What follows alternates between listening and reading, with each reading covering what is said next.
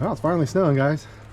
Been unseasonably warm past couple weeks. Been even got clear up into the, was it 42 or something like that? Yeah, it was 42 one day. Yeah. So definitely unusual for us. Kind of glad to see this. It's like a little winter wonderland again. And it melted, and it turned our driveway into a skating rink. It was icy as can be. So we're gonna clear off some of the snow that's on our top of our shelter logic. You know, one of the questions we get asked all the time, Chandra gets emails all the time, and it's, so they pay you guys to live in Alaska? Is it enough to live on? A million different questions about that. So we're going to kind of talk about that a little bit today in this episode. Just the Alaskan PFD, what it is, how much, what we've used it for, how many we've gotten, all kinds of information. So I need to go over here and knock some of this off. So you got to live in Alaska for 1 year. Is a calendar year, is it? Calendar year has to be January 1st through December 31st. So if you get here, example, we got here in October of 2017. Our year didn't start until January of 2018. We were here the entire calendar year of 2018, and then Shots fired. And then in January of 19, we applied for our first PFD. You remember what the first PFD was? How much we got? But it varies each year. The PFD does. If you have each person in your household gets it. So if you have a really large family, it can be lucrative. Yeah, it could be a pretty big payday. Absolutely. It ranges anywhere from, I mean, 1 year it was $330 some, and another year it was almost $3,000. But so it varies each year. It just depends on how many people apply for it. But as far as, is it enough to live on? No. Some people ask if it's $1,000 a month. No, definitely not. This last one was $1,700 for the year per person. So yep. I mean, it helps. We, you know, a lot of people buy their firewood for the year with it, your fuel oil, whatever. Yeah. Stock up on groceries. So what we used ours partially for was finishing up our Arctic entry and our porch here. Still waiting on windows and a door for it though. But like she said, you can use it for all different types of things, whatever you want to use it for. Some people save it. I know a person that has saved every one of them they've ever gotten. So just to give you a little history on the PFD while Craig's cleaning the roof here. The PFD stands for Permanent Fund Dividend, and it started in the they started working on it in the 1970s. The first payout wasn't until I think 1982, I believe. But a lot of people think it's because we gave up our mineral rights. As individuals, we did not give up our mineral rights. We own the mineral rights to our land right here. What the PFD started on was the oil from state-owned land. After we became a state, we own, I think it's 3 miles out into the ocean from the shore, and that's where they found all the oil. They started leasing that land to big oil companies, and that's where all the money comes from, is the leases and the oil profits and that type of stuff. It's not our individual mineral rights, it's state-owned land. So we apply for the PFD starting in January of every year, so we'll do that here in a couple weeks. You've got until March 31st. If you don't do it by then, you're out of luck. And then we get paid out every October.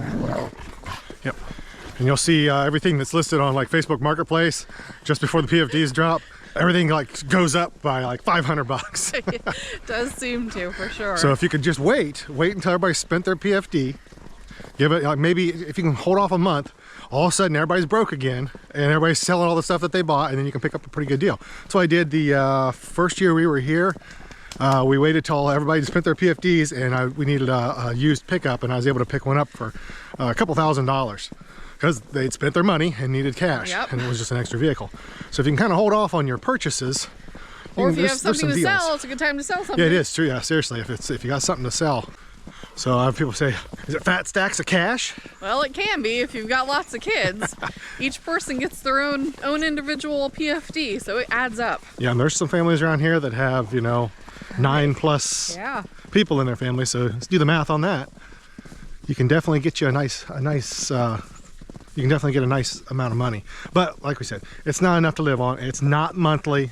That's a main thing. Was like, so that's monthly, right? Nope. No, She already went over, I'm sure, but it's not monthly. This is just once a year, and it's just a little bonus. And it helps out. Offset some of the higher prices we see up here. Walking down our driveway here, we thought some of you have seen in other videos, that'd be a great spot right there for our little rental cabin for the summers. Take the driveway in right there, have a little parking pad, a little fire ring. Plenty of room. We could do one over here too. Dogs love the snow, Kaiser especially. He is a snow dog. What do you think, Hansi? You find the ball? Yeah, that ball's been missing a while. It has. Don't worry, found it. Get out of there. And then people have asked too, do you let your kids have their PFD? We, early on, for the first few years we were here, we'd give him a little bit of it and then put the rest in the bank for him. So we'd give him, you know, a couple $100 or something to spend. Some parents, it's kind of like, you know, it's up to individual parent, you know, if they want them to have all the money or not. This last one, you know, because he was old enough, I guess he got the last two, didn't he? Yeah, he got the last. We just gave him the last two full and for him to do whatever he wanted to do with. Mary's asking, will Chris be coming back home? He's living his life and doing his thing. He's down in Georgia yet, and we're up here. So this will really be our first Christmas completely on our own. Yeah. Be a little bit weird.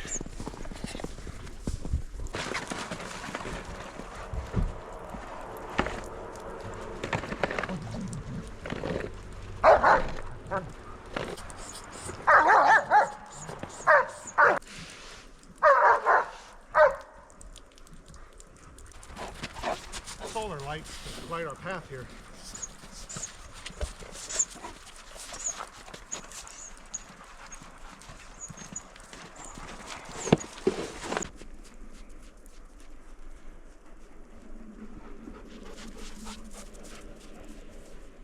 You can see we still have a little bit of wood to process. Got to get the splitter rented and brought out over here so we can get that finished up.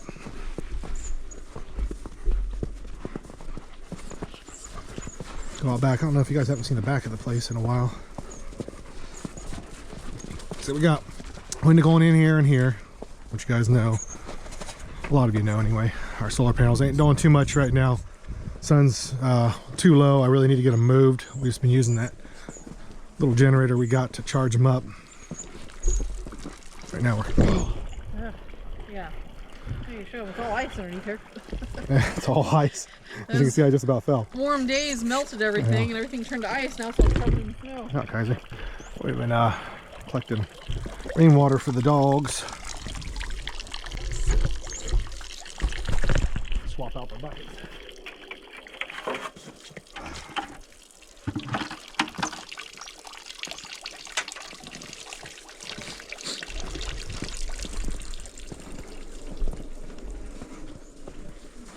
Thought about building maybe a little gazebo or something right in that spot right there. Kind of overlook the ravine and the creek down there. Gotta be a neat spot for one, I think. What do you think? I think so. Nice. I thought about maybe over here too on this other side. That was initially where I That might be better, actually. thought about putting it. I eventually want to have a deck out the back here. Yeah, eventually there's gonna be a deck coming out. Quite a big. I actually have thought about taking that window out and putting French doors in. Yeah. Changing up this whole thing that way there's easier access to the deck, because I had our first plans, which some of you guys probably remember, I talked about putting a small deck running on each side of the house, but I don't think I'm going to do that anymore. But who knows for sure.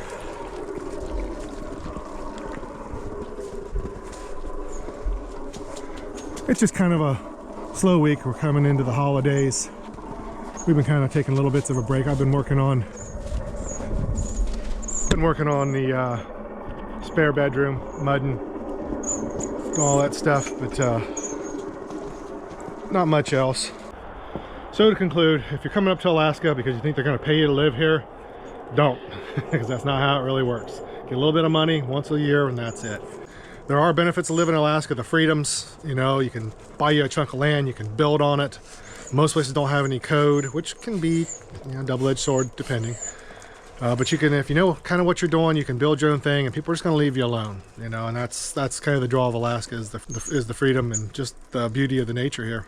All right, so thanks for watching, guys. Remember to like, subscribe. We'll see you next time.